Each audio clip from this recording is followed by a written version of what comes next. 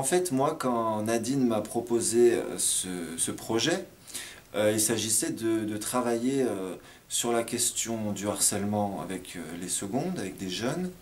Et c'est vrai que j'ai voulu l'inscrire dans une démarche artistique parce que je pense que l'art est une manière de faire appel à sa personnalité, à ses sentiments, à ses sensations, à sa créativité pour à la fois réfléchir au processus du harcèlement et en même temps partager avec les autres un certain nombre de choses pour au final arriver à construire sa propre réflexion et dans l'idéal transmettre à travers le film un message, on l'espère, en tout cas positif par rapport à ça.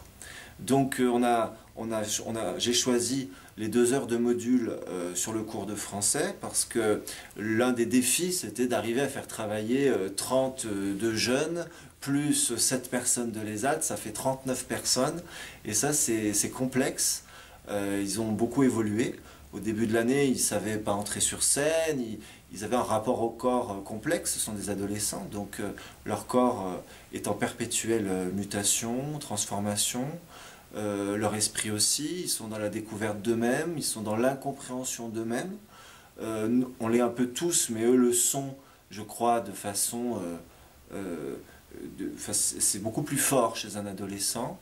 L'adolescent est par définition perdu.